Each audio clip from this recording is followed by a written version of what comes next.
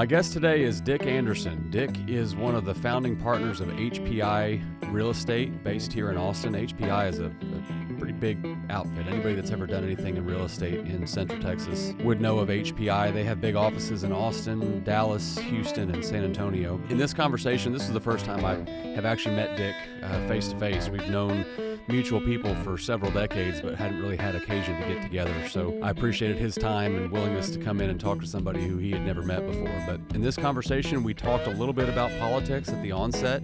We had not really planned on talking about politics, but we talked about reasons for optimism given the recent presidential election. We talked about Dick's professional life, where he started at Trammell Crow and what led to him founding HPI back in the day. He was 28 when he founded the company. That was 32 years ago. We talked about the business itself, which is now 220 plus people and continuing to grow, what he sees for the future of the business, what he sees for the future of commercial real estate. We talked about the complexities of raising a family while raising a business and how hard it is to do both well, and the things that he thinks he did well and the things that he regrets not having done well when he was younger. We talked about what business was like operating through the COVID era and the benefit of being face-to-face. We talked about having confidence in starting a business and what he would have told himself back in the day. We covered a lot of ground, but I felt like this conversation was one that really moved well, and I just appreciated getting to know Dick. I hope this won't be the last time we talk. So with that said, I hope you'll enjoy this conversation with Dick Anderson.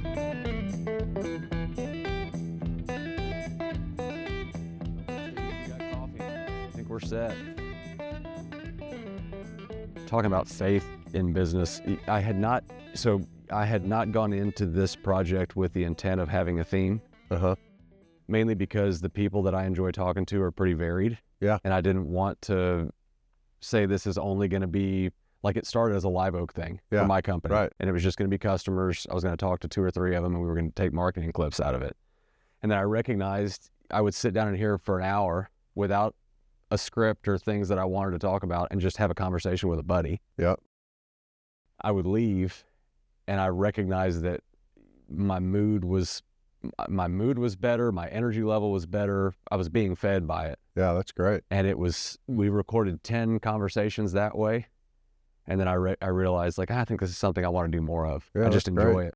Yep. But I had not set out to have a theme because I've got people that I want to talk to that wouldn't fit any theme that I would come up with at this stage. Yeah, I think that's a great way to do it. I mean, It's worked so far. Yeah. I mean, I think people need to listen to everybody's point of view anyway on everything. So yeah, open it up to anybody. Yeah, and having too tight of a theme creates an echo chamber. I'm trying to avoid echo chambers in my life to the extent we got I a lot can. of those right now.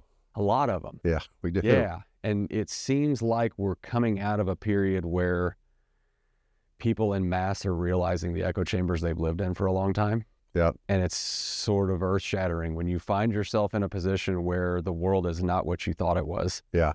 Going into it. Yeah. And you have this sort of unstable moment. Yeah, that's everywhere. It's disruptive for people. Yeah. Yep, no doubt. What's your sense of, we've just come through a political cycle. Mm-hmm. What's your sense of the world today versus what it was a month ago? I mean, I've thought about that a lot. And I really, at the end of the day, when I go back through all the years and I think about presidential elections and how into it people get, how I get into it for the city council races or whatever. But at the end of the day, I mean, not a whole lot changes for anybody one way or the other, in my opinion. I think nowadays, the way we've gone through this last political cycle is either way, it just causes more division than not. I always remembered, maybe just because I was young, president was elected, that's everybody's president. Yeah, you may have wanted the other guy, but now it's just like this, on both sides, it's just this total vitriol against the other side, and it's us against them. And that's very, very, I think that's a dangerous thing for our country, for sure. I don't know how you fix it, but I don't think President Trump's necessarily the guy to fix that with his demeanor and the way he likes to communicate. So I don't know. I think that's something we need to work on as a country. Yeah, it's an interesting element of his presidency in that he is a divisive cat by nature. Yeah. And that what you really want, if you believe in the founding ethos of the company, one of the founding ethos being united we stand, unity is the only option. Yep. So how do you pursue unity in a time that feels, for anybody alive, it feels like the most divided time in their lifetime. Yeah, They weren't around during a civil war and the foundational it definitely laying feels of that way for me. I mean, I'm 60 years old, and I don't remember feeling, there was always the us and them of different, on a number of different topics. But right now, it's just tribal warfare almost. Yeah. It's just not. I don't think it's not going to be productive for us. We need to all band together, and we need a true leader. I don't think President Trump's necessarily a leader. I don't think President Biden was a leader. I think they all became, they get there and they're just running again, and they're all partisan. And the president needs to be a leader, period. He's not a Republican or a Democrat when you're the president. You lead the entire country and every person in it for everybody's, best outcomes. And so I just don't think we've had a leader, really, since maybe Ronald Reagan. Yeah. Our last leader. And I think he did that. I don't see anybody kind of coming up that's looks at it like that either. Okay, so I'm gonna ask you a tough question out of the gate then. Are you an optimistic person by nature? I think I'm definitely an optimistic person by nature. So this question will make sense then.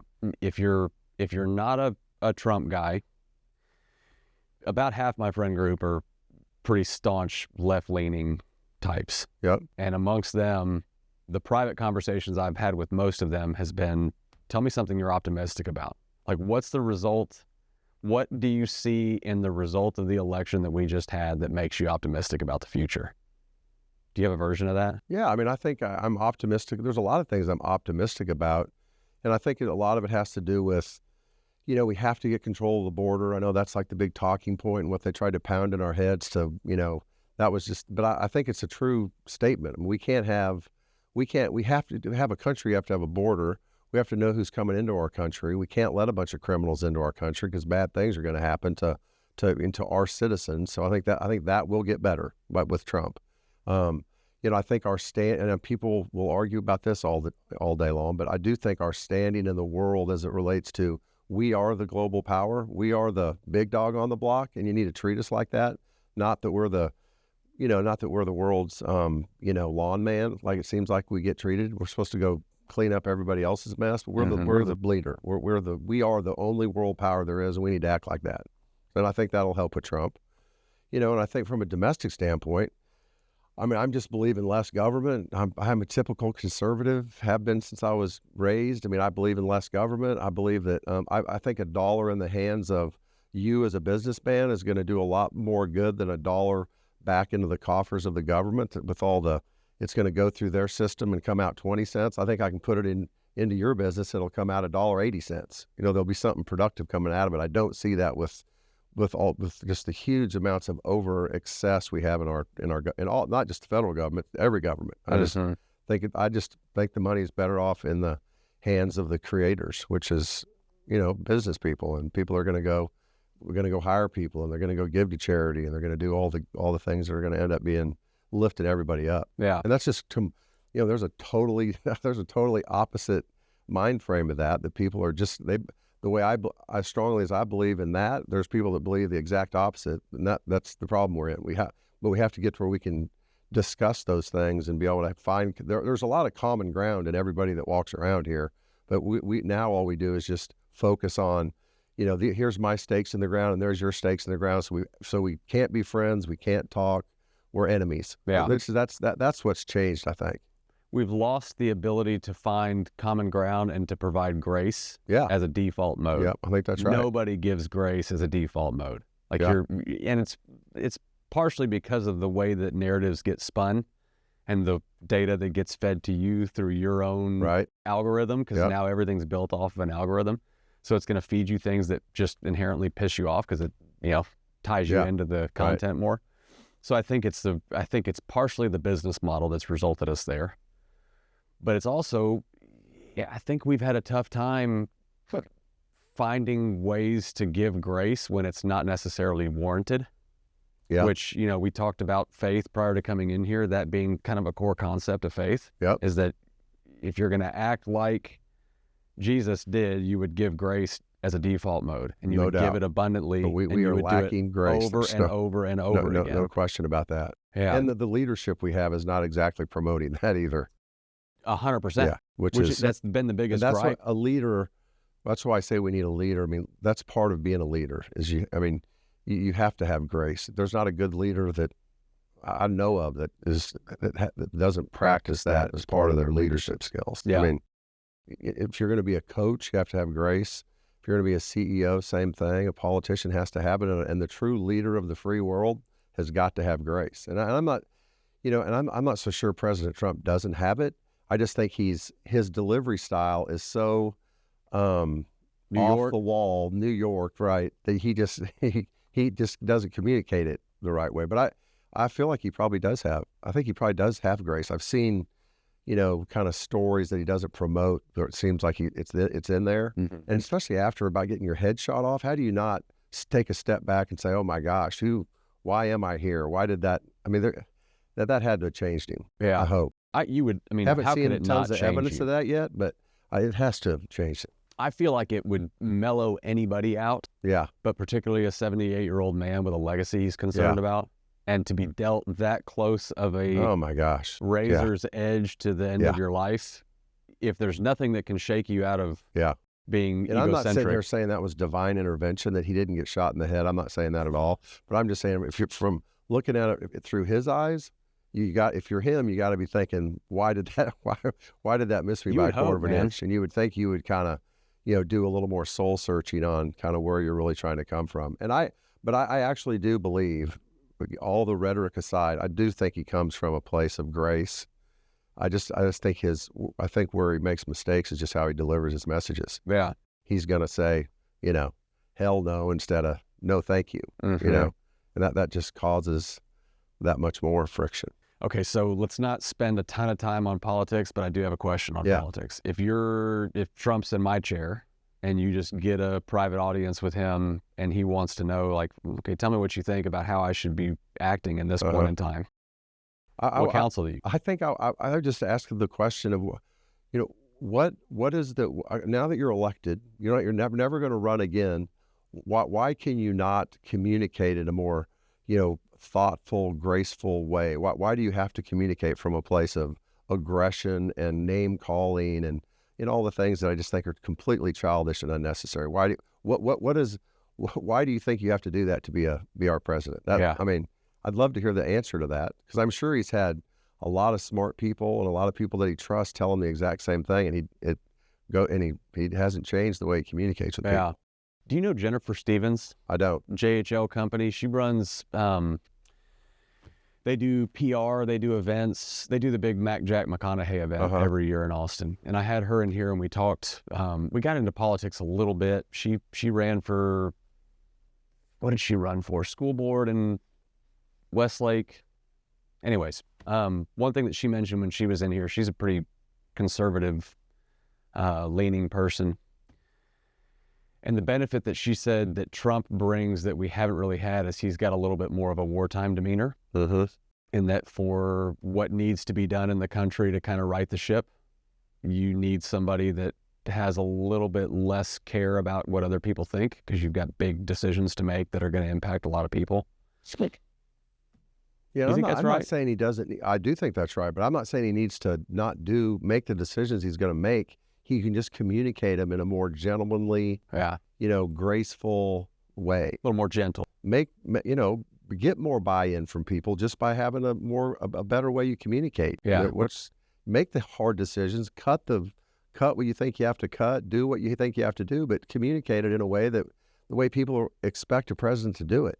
So you probably prefer the, who was the running back that every time he would score a touchdown, he would just hand the ball to the ref?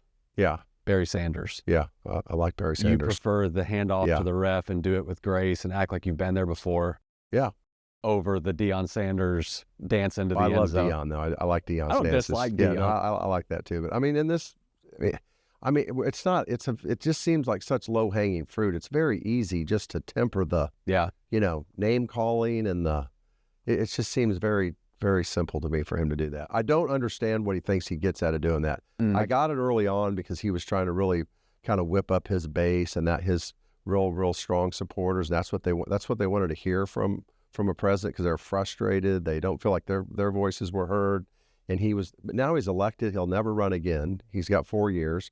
Why not talk to everybody now? Yeah. Why not be everybody's president? It will be interesting to see if the people around him are telling him as much. Because Yeah. I think that I would say that the majority of the people that voted for Donald Trump in this election would agree with everything you just said.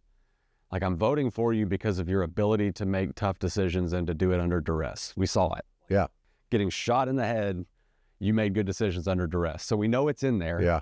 Now, polish the edges a little bit. Be a little more stately. Like, what you have to hope for, the thing that makes me optimistic about him, and then we'll change the topic, is that he's a guy that most people would offer a criticism that he's self-serving. He's only concerned about his last name. Mm-hmm. I think that's positive, because I think he is in his last term now. He's not going to serve again.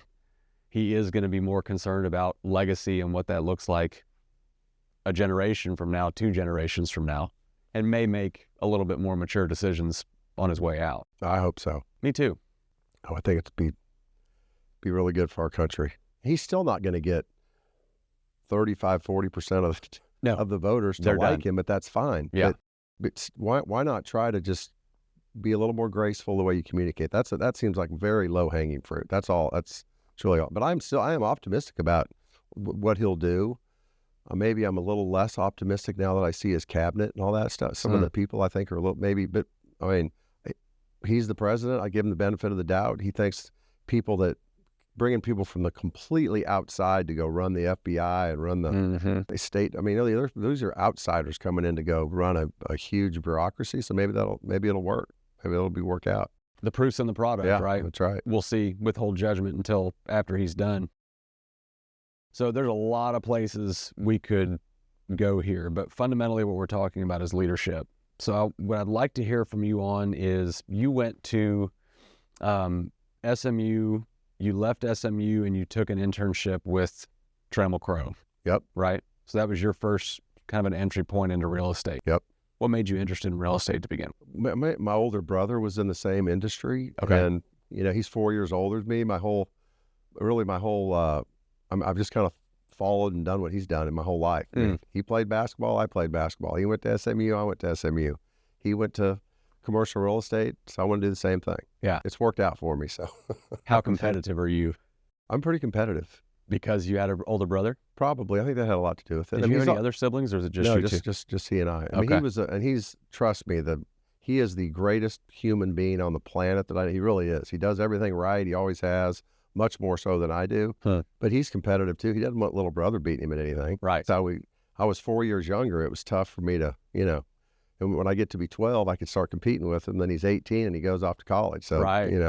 No more, I never got back for all the picking on he gave me. So there's a lot here I'd want to talk to you about, given that I have 2 boys they're 3 years apart. Yeah. 3+ years apart. Was there a period in your life where you were not close, or were y'all just always close? I mean, from a little brother's perspective, we were always close. But from the big brother, he was like, get away from me. Don't follow me around. Little brother. Yeah, the pesky little brother. So yeah, I'm sure from his perspective, just because of the age. But from my perspective, he wanted me everywhere. He was the man, and I was going to go where he went. Yeah. So, it's just kind of being the little brother. I think it's just got a different perspective. Are y'all still close? Yeah, very close. Is he local? He's in Dallas. He's in Dallas. He's in real estate in Dallas. Our Dallas office at HPI, we actually own together. His partners own 50%, and then HPI owns 50%. Gotcha. So we kind of run that together, which is great. You're 60, he's 64. Yep.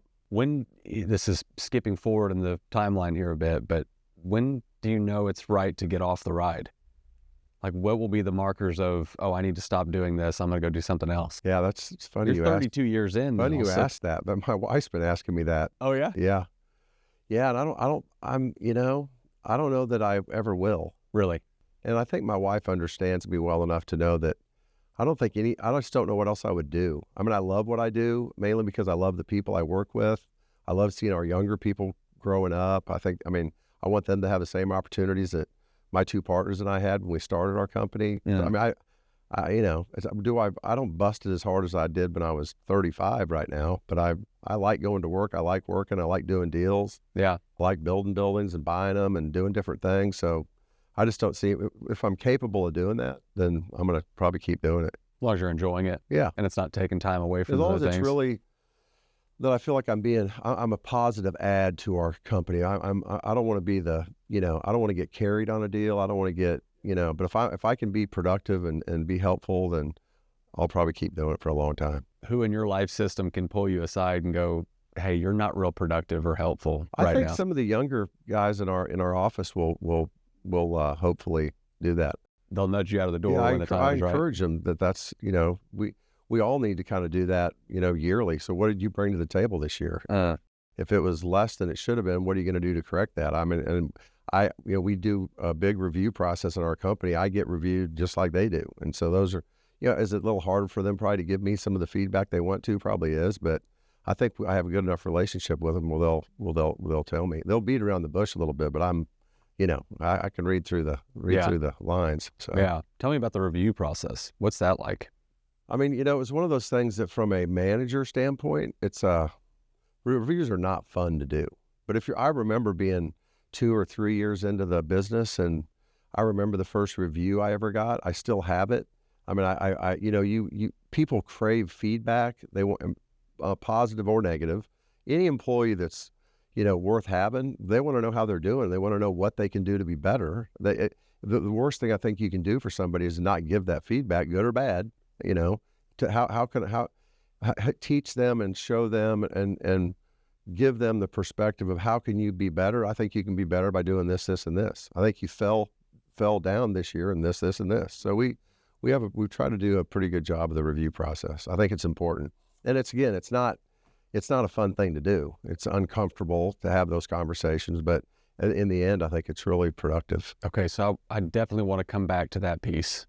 The review process, recruiting good people, fostering their development, recognizing when you maybe have the wrong people, how you depart with them. I want to come back to that. Okay. Go back to Trammell Crow days, 34 years ago. Yep. What was the impetus for you to think, okay, I want to go do something on my own now? Because you founded HPI with some buddies, right? Really, my two of my bosses from Trammell Crow, they're older than I am. So. Okay. Yeah, the market's changed a lot. They were the name Richard Hill and Kent Lance. They were really the two guys I worked for at Trammell Crow, along with Sandy Gottesman, who kind of ran our whole office. He's such an awesome person. You should talk to him. Is that Live Oak Gottesman? Yeah, he's a great Sandy Gottesman. He's a great man. He's still a mentor of mine. But anyway, we just saw the structure of the Trammell Crow company and how they had to do business had to change because the markets were. I mean, it was. From 1988 when I really got there to 92 when we left. I mean, that was the real estate markets all around the country were in turmoil. That's like savings and loan crisis day, right? During that time, the tax laws changed. So there was just a whole bunch of going on structurally for the Crow family. And they had all these, huge guarantees on, hundreds of millions of dollars of loans. So we weren't going to be able to do new deals there. And we knew Austin was going to get to the point to where it was going to grow, and it was going to grow fast, and it was going to grow a bunch. We had no idea it was going to do what it did. But from when I got here in 88 to now, I mean, this is an entirely different place. The market's totally different. The math behind our market's different. So in 92, we just looked at each other and said, if we want to go build up, our net worth and what we signed on at Trammell Crow to do, we want to be a principal, we're going to have to leave and go try to do it on our own. So that's really what the impetus was for leaving Trammell Crow in 92. It wasn't because, it was awesome people there. We learned a ton. I mean, the Crow family couldn't have been better to us, and they still are. So it wasn't that. It's just that they just had structural issues they had to fix, and we were going to be kind of on the sidelines at a time where we knew that we needed to be out. We need to be out doing deals because this market was going to go nothing but up and to the right. You knew it at the time that it was the right time to leave. It's not like you're recognizing that in hindsight. Yeah, no, I think we pretty much knew. It wasn't hard. It really wasn't hard to, if you're really close to, Trammell Crow is really good about beating into our heads that you have to be close to the customer. And really, I started leasing warehouse space. So I talked to every one of our tenants. I knew them by first name. I knew their kids. I knew where they went to church. I mean, I had a relationship with them. And because of that, you could tell by putting the pieces of information together that, CompuAd was a huge PC maker in Austin back then, actually bigger than Dell at the time. And you could tell one of those two, or maybe both, were going to be huge companies. The ripple effect of that was going to be big. And we had MCC and Cimatech, where a bunch of the technology people were coming together under different umbrellas. Where you just knew from a chip standpoint and from a from all the PCs and all that would create here that it was gonna continue to grow. But you just kind of saw the boiling start to happen. Yeah, we just saw it going, and we were really close to the guys at Austin Ventures. It was really they were the biggest, best venture group, and really in Texas, probably one of the biggest ones in the outside of California. They had to have been one of the biggest ones in the country, and they were they were funding a bunch of companies that we knew by talking to them. We didn't know what they were saying half the time. They said, "Look, this is going to be a big deal," and we saw so many of them percolating that we knew it was going to take off. Yeah, my wife worked for an AV-backed business for Really? a while. Yeah, it was her last job. Yep. Zillion. Yep. So I don't remember that one. Yeah, and they're still going. Yeah. How old were you when you started HPI? I was 20. I was 28. 28. Yeah. That's how old I was when we started Yeah. Live Oak. That's okay. So I'm going to go with 12 though. Like I told 12. you, 12. Sorry, I just outed you. You said 60. You started it. If you're going back to your 28-year-old self, you can answer this one of two ways. What would you tell yourself at 28 that your 60-year-old self now knows about what he's about to face, either personally or professionally, or the mixture of both? Or would you not tell him anything because you wouldn't want to influence him? No, I would definitely tell him to be more aggressive, invest more and harder, take on more, more risk, more debt, which we didn't do. I mean, our business is all about debt, and we just saw what that did to the Trammell Crow company when we were there. So we were a little bit less aggressive as it related to what we would let our portfolios debt to value be. If we would have ramped it up by 10, 15% and done 4 or 5 more deals, that would have just compounded over the years. So I didn't know that at the time. So in hindsight, there's probably a bunch of other things I would say I would have told myself to go buy a bunch of old warehouses downtown Austin. That would have been great. I would have told myself to, there's a lot of deals I would have told myself to do. Yeah. Do you have a biggest regret, biggest deal you passed on, one that you should have done? No. Or do you try not to? There's a whole bunch of them. I should have brought my mistake file I keep. You keep a mistake file? I do. It's pretty thick. Really? Right now. Yeah. Like a literal file in your desk drawer? Yeah, file with just pieces of paper, and then I write stuff down that try not to repeat them. But a guy at Trammell Crow told me to do that when I first got out of college. I love that. I think not. We didn't do one deal in the CBD of Austin. I think that I kind of regret that. I kind of regret not being able to say I built that big one there. We own a big one in Dallas, but we didn't build it. That's probably more ego than anything. Yeah. But yeah. But if we would have done it early, would have worked out. What's your biggest victory professionally? Do you have one that you point to of like, I did that one? Oh, I think there's, like from a project standpoint. Yeah. I think where we office right now at San Clemente, which is at Westlake Drive and 360, it's a 50-acre project that was really hard to get entitled and built. And, so I think that we're proud of that one. There's a bunch of different industrial parks. I love big warehouses, and we've done a bunch of those, so I'm proud of a lot of those. Yeah. Our latest one called Crossroads Logistics, which is really that's probably been the most rewarding, probably, just because I really didn't have that much to do with it. He's not that young anymore, but one of the guy who runs all of our industrial business now that we kind of trained and brought up, his name's Andy Thomas. He and Davis Bass, along with my other partner, Kent Lance, really did that deal. So it was just fun to see. And I would hear things that Andy and Davis would say that I know they heard me say that. So to see him be able to go snap one off and perform as well as it has, and that was really rewarding. Gratifying, because your influence to get the deal done and executed was not direct influence. It was... Yeah, I didn't do it. I really did hardly nothing. But I got to see the fact that we spent a lot of time with our younger guys, and he's better at it than I ever was. Both those two are, Andy Thomas and Davis Bass. They're better than my two partners than I ever were. And I know that's the case because they got to see us, and they've listened, and they were in all those meetings, and they did everything from cradle to grave on what's really probably our best deal we've ever done. from an industrial perspective. That's cool. So the reward you feel from something like that's probably different than a project you personally influence and execute. Yeah. I mean, just because it's awesome to see that, we're going to be able to carry forward what we kind of started. Yeah. And it's our company, the next generation that will take over, those guys and others, it's going to continue to flourish more so than it has with the three of us clowns running it. Yeah. So I like that. That feels really good. That's the equivalent of being a hunter. Like I enjoy hunting, I enjoy fishing, but I would much rather take somebody and put them on fish. Yeah, it's kind of like Christmas. I love seeing my wife open up presents I get for her. I don't really like getting Christmas presents because they usually don't fit because I'm too big, and so, yeah. I mean, I like giving presents. I don't like getting them. It's different teaching somebody to do a thing and then seeing them be successful at it. That's very, very exciting to see. Yeah. I get to see that a lot in my company, which is that's what fires me up. Yeah. Y'all do a lot of transactions. Yeah. You do a lot of deals with a lot of our, guys that we kind of brought through the business, and seeing them, outperform us is great. Yeah, it's cool. I mean, it really is. What's your staff size now? Our total headcount in Texas is about 220. Would you have expected it was going to become 200 plus people when you started it at 28, or was that? No, we probably didn't.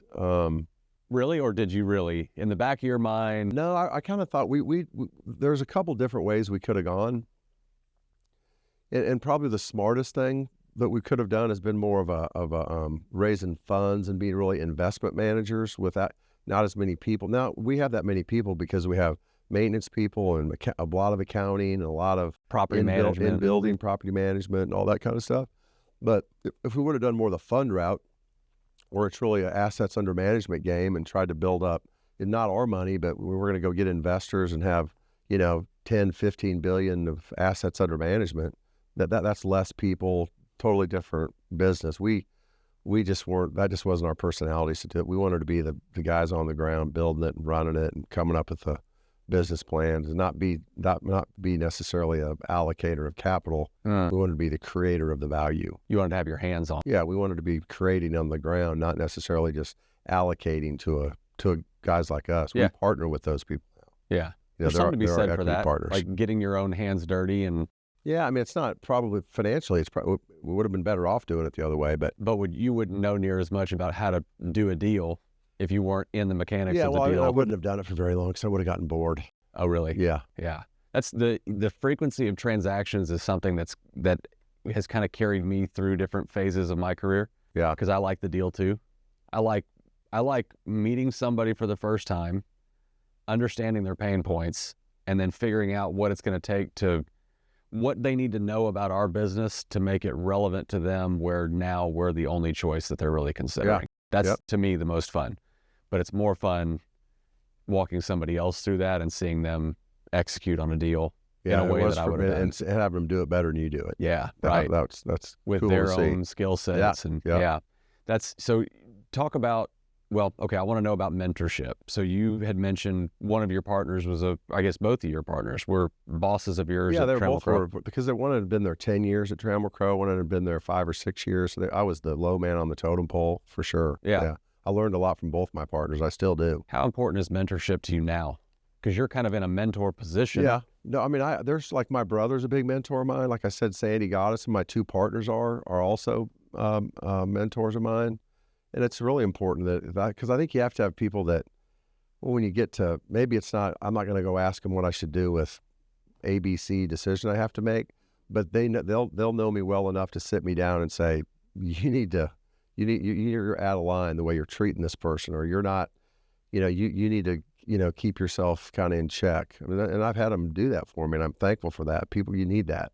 Anybody that thinks they get too big for their britches, that they can't have somebody tell them where they're making a mistake, that person's going to be in big trouble at some point. You've built a real tidy echo chamber. Yeah, there's going to be you're going to set yourself up for issues. Yeah. I think if you don't have, and it can be your best friend, it can be your wife. Probably better if it's not your wife, but it can be a really good friend. It can be a coworker, it can be a little brother. It can be somebody has to be able to come to you and say, "You are screwing this up.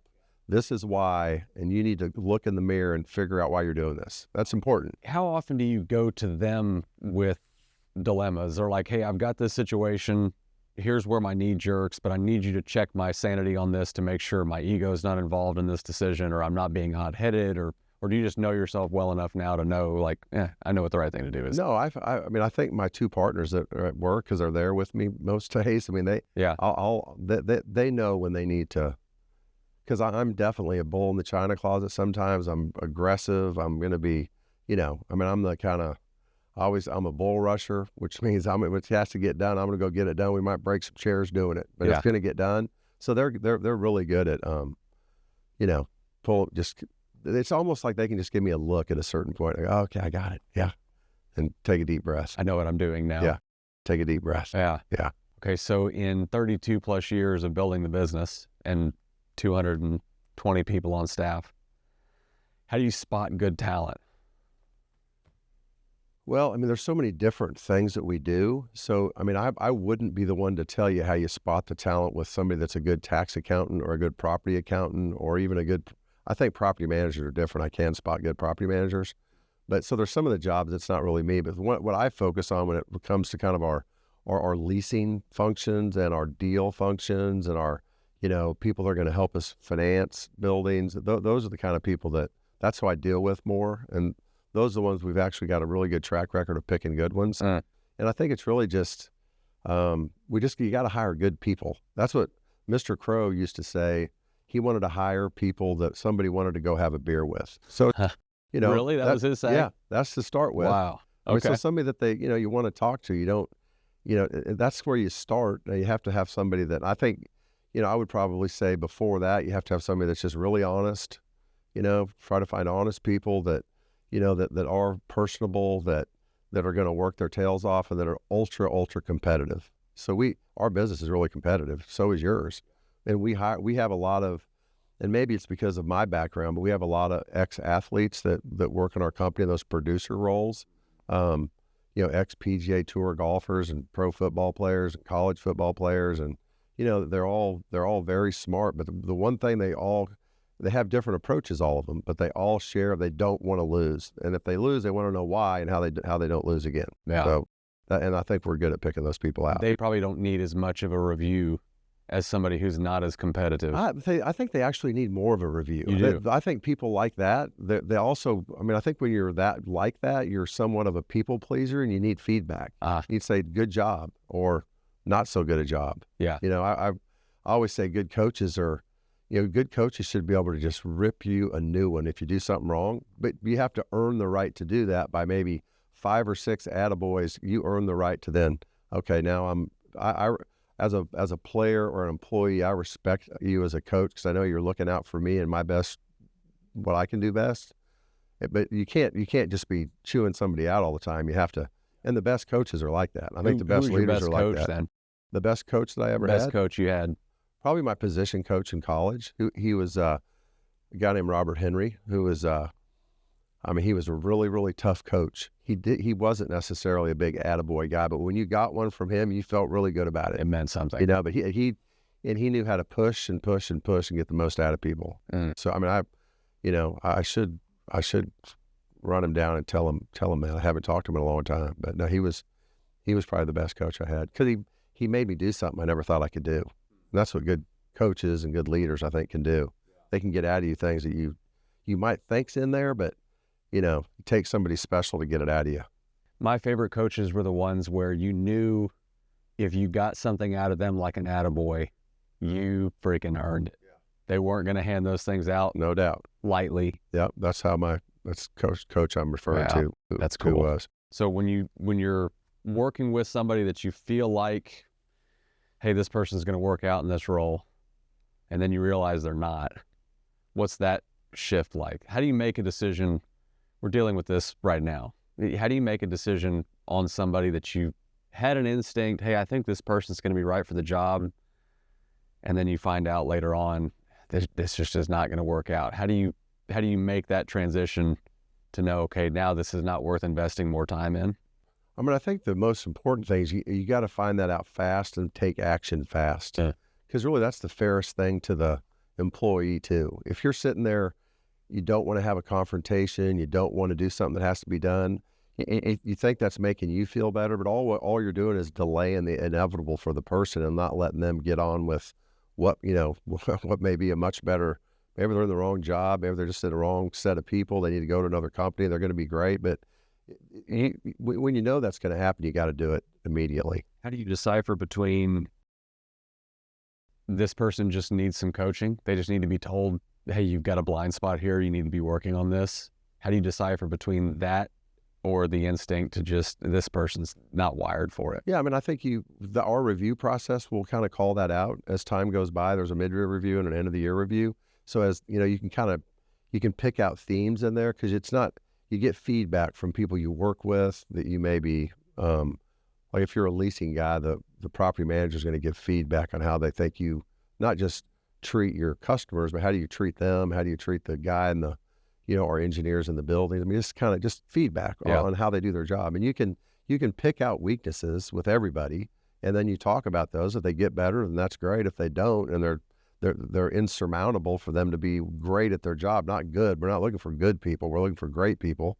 If you don't think they can be great, the best thing for them is to try to help them go find something else to do. And that's the way we try to do it. Yeah, we've had several instances where we let somebody go because we recognize that we're trending the wrong direction. Either, what you're talking about, we've had several reviews in a row where we tried to coach this person this way, they couldn't get out of their own way, and now we got to cut them loose. Yeah. And sometimes you find that's the thing they needed. Yeah.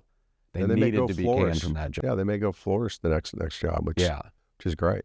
But what's not helpful for the company, because if you have somebody that's underperforming and you're their manager and you know that, well, you're not the only one that knows that. Right. Everybody on the team is probably suffering because of that. Everybody else sees that and knows that, and they're like, well, why is this guy here? I mean, it's kind of like the pack kind of knows, who probably shouldn't be in it, and you just have to. I don't think it's fair to the employee to let that linger, because it's not doing them any good. It's probably I don't think I've ever seen it change. Once that's it and everybody else knows it, it's too far gone to try to fix. And they probably knew it months before you knew it. Yeah. And the longer you let it linger, the harder it is to maintain your trust with the remainder of the team. Yeah, I think that's right. Yeah, that's been our experience too. All right, so we talked a little bit about in the green room about the COVID era. Mm-hmm. What was that like going through it for you? It was scary, because especially when you own office buildings and places where people go to work, and then they said we're no longer going to the office anymore. Yeah. What's that like? Well, we were right in the middle of a big acquisition. We ended up, we closed on some office buildings in Dallas I want to say it was about, 15, 20 days into the lockdown period. And, tail end of the transaction. Yeah, our money was hard, and it was either walk away from our money or, close. And, we just kind of all sat around thinking, one thing, not one of us had any inclination that how long has it been now? 4 years, that we would be saying people are still working from home. And now I'll sit here and tell you that people are always going to be working from home. So it's fundamentally changed the way people use office buildings. But it doesn't mean office buildings are no longer needed. It just means it's going to be a different type of building. There's going to be a lot of buildings that aren't needed, but there's, it's definitely changed the market. But that acquisition we made in Dallas, probably one of the best ones we've ever made. They're performing as good as way better than our underwriting that we did. So, but that was a very scary time. I mean, just trying to figure out, I don't know, probably I was too, I don't know if I wasn't worried about getting COVID and dying. I know that was happening, and it's horrible stories are out there. I just, for whatever reason, I wasn't really scared of that. I really was just scared about, how are we going to make sure we keep our company going? We have a lot of people depending on the paycheck they get. That's a lot of pressure. And that time was very scary, and it was frustrating. I was frustrated because I thought a lot of the things we were doing as a country just they made no sense to me. And I mean, nothing we could do about it. We did the best we could and got through it, tried to treat our people the best we could. We brought them back into the office way earlier than probably anyone else. You told me y'all were out of the office for how long? All of us for a week, and probably 2 weeks max for some people. Yeah. And that was a really, I mean, that was a tough thing to do because people were scared, and you can't go to somebody that's scared and have me tell them, don't be scared. That's not going to help. That's not that people are, when someone's scared, that's a really hard thing to get them through. So we did all the gimmicks of wiping stuff down and separating out, which to me is just kind of in the masks and all that. I didn't see how that seemed silly, but we did it all just to try to make people feel more comfortable about, coming back to work. Did you lose any people as a result of that? Yeah, we did. What was that like? I mean, it was sad, but and I understood if we have to be competitive in the job market. And if what we're offering an employee for a particular job is not as good as what somebody else wants, then, I'd leave too. And when you put when working from home is a really important thing to you, and that because you're scared, or maybe you just feel like that's a benefit you want to have, then we're not going to, that's not us. So we're going to lose that person. And we did lose some. We also picked up some people don't like working at home. They're kind of their social fabric is in the office.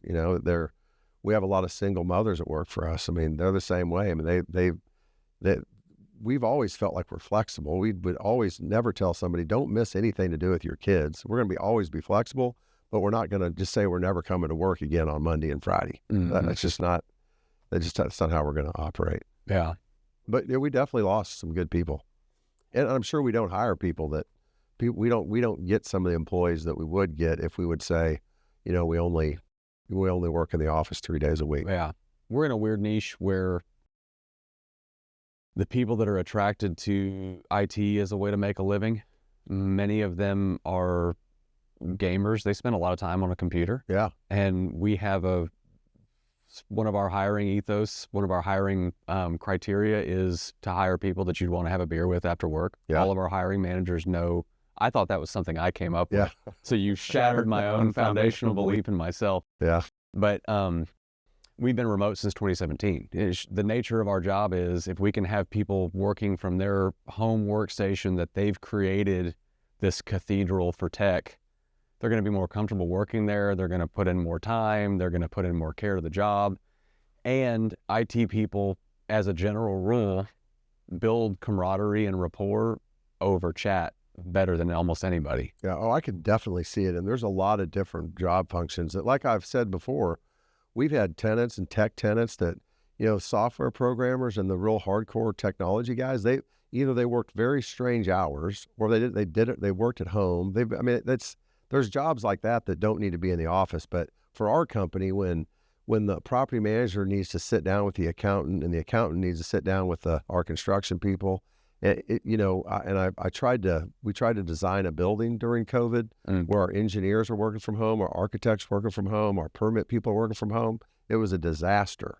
But when I can get those people to sit in a room with me and say, look, we need some value engineering done. He'll help me do this. Yeah. When they're in the room, I can get it done, but it's over when you're on a Zoom call with 8 people, and one's my electrician I've known for 20 years and the plumber I've known for 15. And yeah, I know one of them's watching a TV above his screen. The other guy's looking at his phone. It's just, if I have them in the room, they're not looking at their phone or watching TV. They're helping me. So those are kind of some of the things that for what we do, we need people in the office. Does it seem to you like there's a return to that now, that we're sort of in an era where everybody went work from home hard because you had to? Yeah. It was the only way you'd stay alive, is if you could figure out a way to let your people work remotely. Yep. But they're all now, they've realized for 4 years the deficiency that's created in their business.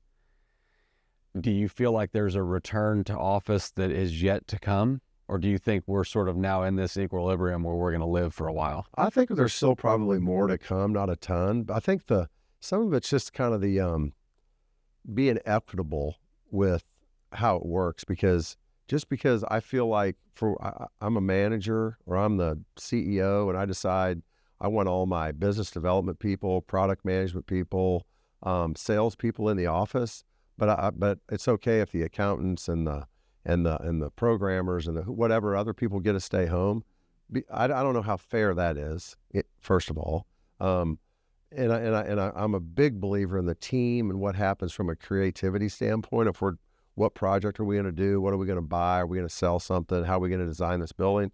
I think you got to be in the same room to do that. You got to be be with each other to do that. And I really think if you're coming up in the business, I try to put myself back as, when I first got to Trammell Crow, I was 23 years old, just turned 23, my first job. He had to tell me I had to learn what I learned my first 4 years there, but I was going to do it over a TV screen, on a Zoom call. I would have learned nothing.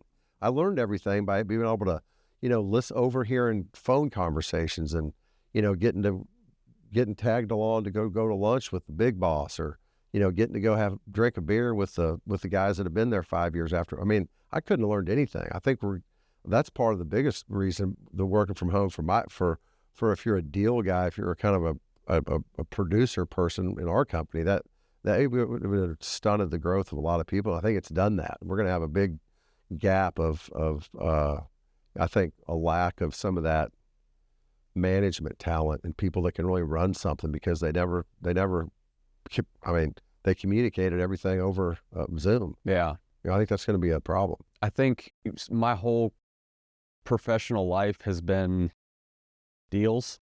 That's probably the benefit that I bring to the business, is just deal flow and knowing, okay, this deal's not going to get done, or we need to get with this person, not this person. Just recognizing how to work a deal through from start to finish. And what I noticed, particularly during the COVID era, when all meetings went to Zoom, we're still largely operating via Zoom in our sales flow. Yeah.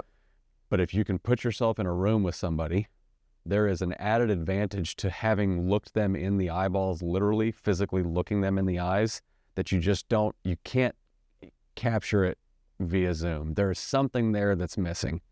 It may have to do with distraction, because if you're looking at a screen and you've got text message notifications popping up, you're just only mostly there.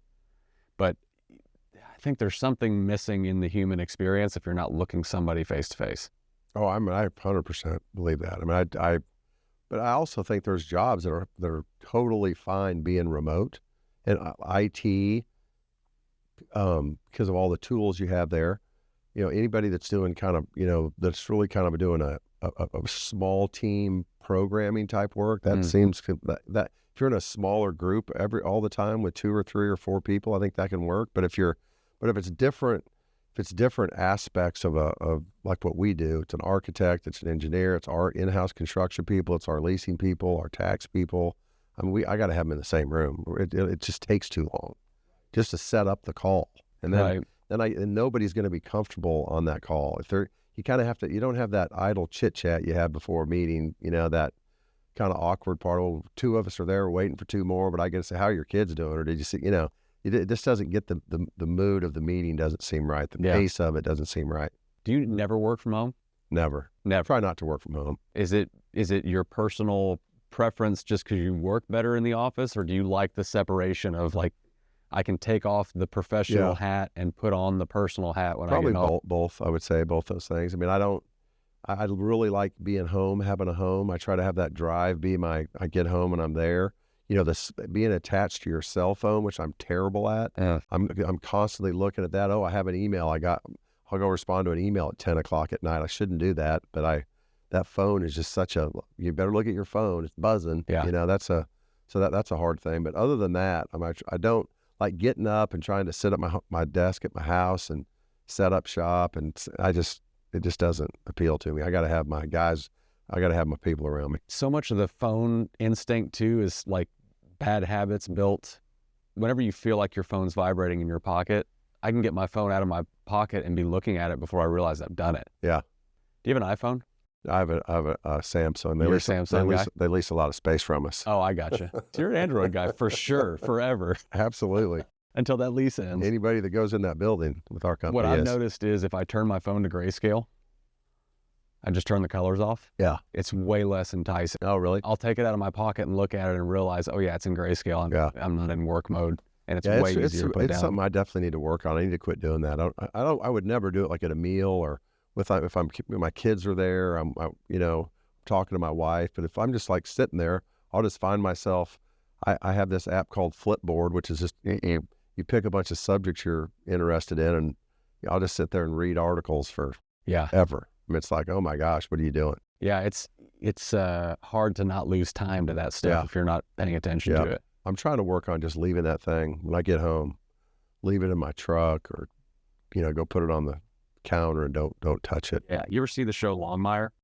I have, yeah. That's like Yeah. what Was there I a cell aspire phone to analogy in Longmire? be. He never had a cell phone. Yeah. Oh, yeah. Is that right? Until the Yeah. last episode, Yeah. he didn't own a cell phone. Yeah. If he needed to call you, he would go and borrow somebody's phone. Be hard in your line of work not to have a cell phone. Yeah, but I'm trying That's really really hard, hard Dick, to figure out a way to make that Well, you work. can not have one at home when you're with your boys, so you can do that.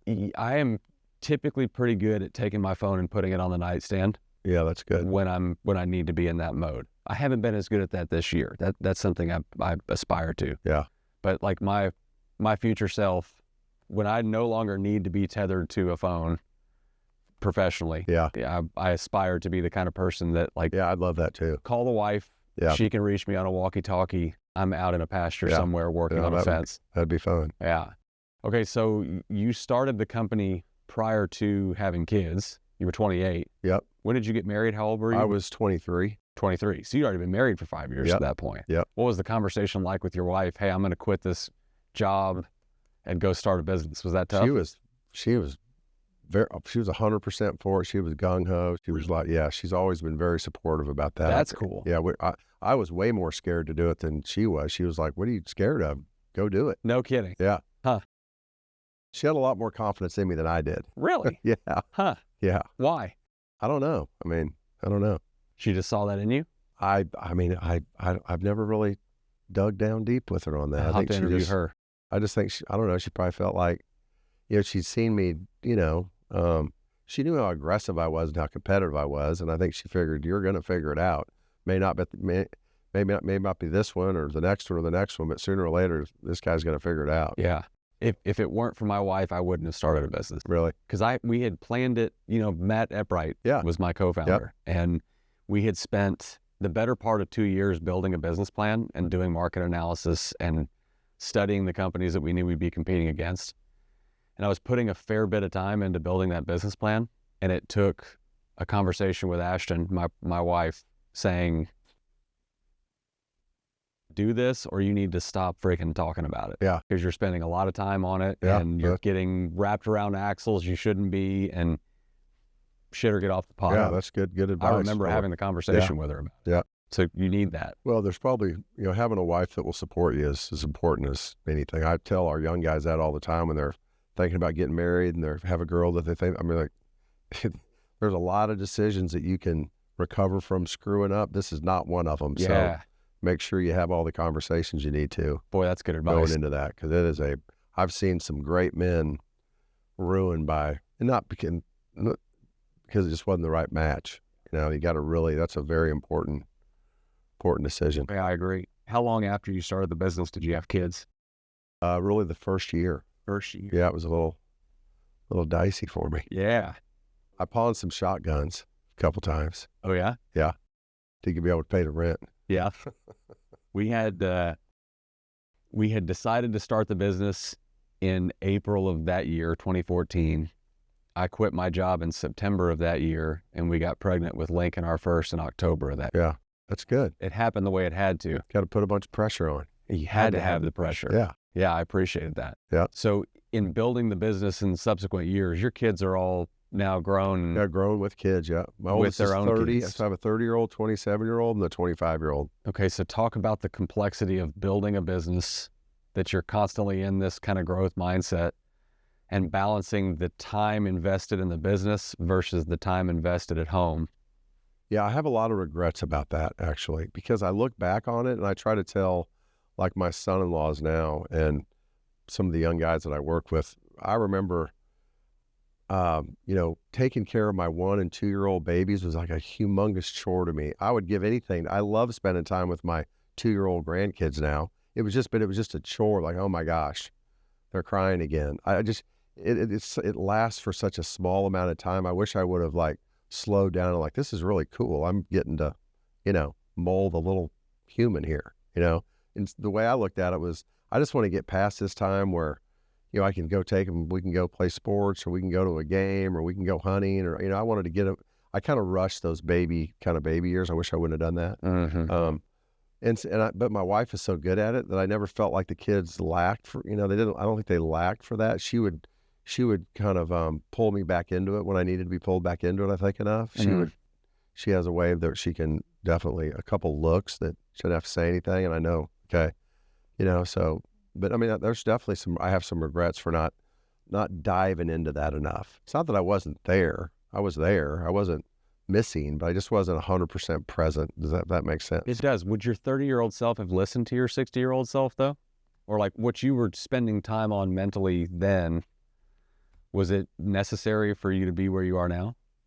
That's hard to tell. I think you can do them both just as easy. I think I could have done them both, no problem. I think it was, and it's not like I said, I was there. I just wish I would have been there with a better attitude and a different frame of mind, a more thankful frame of mind that I'm doing this because I have to get through this next 6 hours frame of mind. Because 1-year-olds and 2-year-olds, they can only do so much, and there's some, we changed diapers for a long time. You're really a supporting role in that stage. Yeah, I mean, I felt like I really was. And, thank God for my wife. I mean, she was great at that. Yeah, that's cool. But I mean, I coached all the teams and went on, I don't feel bad about what kind of father I was. I just wish I would have been more present for those, for the baby years.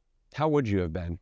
Like, what could you have told yourself? Because I'm in that mode right now, Dick, where like a 9-year-old boy and a 6-year-old boy, I'm in the time that I don't want to regret not being mentally present. Yeah.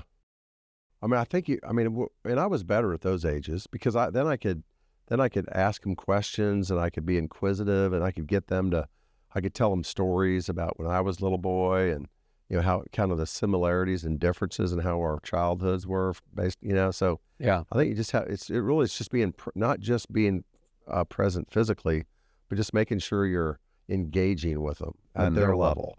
6-year-old boys, fun to engage with. They can come up with some pretty good lines, if you really kind of dig in with them. And the 9-year-old is going to start getting to the point to where, you get to be 10 and 11, they're going to start pushing back on you. Then how are you going to handle that? And how do you coach them through those kind of type of things? Yeah. So, we could probably fill an hour with questions I would have on that topic. I'm definitely not an expert, but I've thought about it a lot. Yeah, I've lived through it a lot. But yeah. Do you have boys and girls? My oldest girl, boy. So my oldest 2 are girls. Girl, boy. Mm-hmm. Wow. Yep. I don't have any girls, and I'm pretty sure that's a good thing. I don't think I would be as good of a dad to a girl. I thought that too, because I have a brother. I mean, I have a bunch of cousins. They're mainly all boys. I mean, I was always on sports teams with boys. Yeah. There's nothing better than being a girl dad. Yeah. I mean, I love my son, obviously, but I would have been totally fine with, I'm a 3-time girl dad. And let's roll with that. Really? Yeah.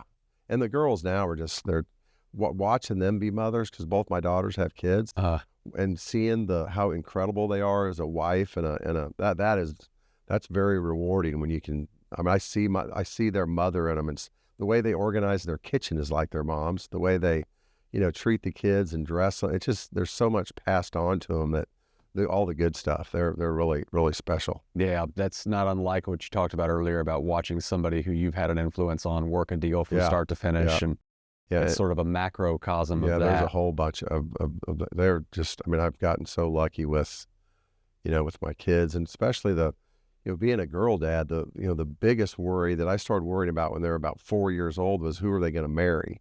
We'd pray for that person when we got to be about 12 years old. My wife and I were like, we don't know who he is or where he is or what part of the country he's in, but we need to start praying for the boy that's going to, marry our daughters. And they ended up marrying 2 kids that are just awesome. Great. It's such a great, and that could all change, you never know what'll happen, but no, they're really good kids. They're good, better fathers than I were. They're better husbands. They're good, really, we couldn't ask for any better on our 2, and my wife, or my son just got married, and his wife, same way. She's awesome. So we're very lucky that way. Are they all local? My son and his new wife live in Dallas, and the girls and all the grandkids live within a mile of me in Austin. That's kind of part of the deal. It was part of the deal. Not part of the deal, but I'd probably help manipulate that a little bit. Yeah. No, that's cool. That's my wife and I spend a lot of time talking about wanting to set up a situation for our boys where they want to stay kind of in and around home. Yeah, I mean, they're coming and going from our house all the time, with the kids, and that's fun. It's good. Getting to live together. We're real lucky right now. Okay, so we're just about out of time, but I do want to circle back on the topic of faith. Yeah. If that's okay. Love it. So you're a man of faith. when did you come into your own in your faith? I was brought up in the church, my mom, but it was more of a, like probably a lot of people. My mom's, my dad, not so much, but my mom was definitely she was the leader as it relates to, our faith growing up, my brother and I. Mm. But her rule was, you don't have to go to church, but if you don't, you can't come out of your room all day Sunday. It's totally up to you. So, if you're 12 and want to go play baseball, when you get home out on Sunday, you're going to go to church. You got to pay the man. So it was more of a transactional thing for me. That's how I looked at it, like a transaction. I do this, so I get to do that. I didn't really get the whole, I'm going to have a relationship with this guy who died for my sins. It's going to save me when I'm dead. I mean, it's going to give me everlasting life. I knew what they were talking about, kind of, I think. But to me, it was just, I go to church. I do what my mom tells me as it relates to church. And I get to go play basketball or baseball or whatever season it was when I get, on Sunday with everybody in the neighborhood. That's how I looked at it. Mm-hmm. And then I would say, I was probably 27, 28, where I really decided to kind of dig in and what did it really mean to me? And that's where I really felt like I became more of a real, I hate to say real Christian. That sounds very but just where I felt like it meant something to me. Now I understood it. Now I understood what, how I needed to work towards it, what I need to do to get better at it, how it could help my life and my family's life. And my wife was always a very faithful woman that, and this is horrible. I remember telling her on our honeymoon that, for the next however long, you're not the most important thing to me. Can you imagine telling a young girl that on their honeymoon? Said, I got to work this was first and you're second. And she'd go, what about your faith? And I said, yeah, it's in there too. Yeah, it's third. But that's a terrible thing. That's awful. Hopefully one of my son-in-laws didn't say that. But then 3, 4, 5 years later, I kind of got it, and she kind of got me tuned up on that. It's when you're raised in it, it's a little tougher. I wouldn't say tougher. It's harder for me to draw a separation between what was baked into me from childhood. I mentioned to you in the green room, only went to private schools. Went to chapel because you had to, went to church on Sunday and on Wednesday because you had to. It's hard to have that be your own thing as a man and to not see the echoes of the things that were sort of beaten into you as a kid. Yeah, it was just a transaction to me until, of course I was going to say I was a Christian because that was the acceptable thing to say when I was a young professional and, went to church and I looked at my watch the whole time, wanted to know we need to get, So, but it took me a while to get to the point to where now I've been in a Bible study with the same group of guys for 30 years, which is an incredible thing to be in. And, and I read the Bible every day and I get something out of it every day. And I'm not perfect about, obviously, but it's definitely it's a huge part of my life. What place does it play in your business? So like you don't, at least from what I can tell on HPI's web presence, there's no like overt marketing of the business as a Christian-owned business since whatever. Yeah, we've talked about that before, and I'm not saying it's right or wrong either way. I've just felt like, and my partners agreed with me, that we all three are Christians and we have a strong faith. But part of my faith is I'm not going to go put that. I'm going to offer that to you. And if you want to talk about it and you're open to let me explain to you why I am, then I want to do that for you. But I'm not going to make it.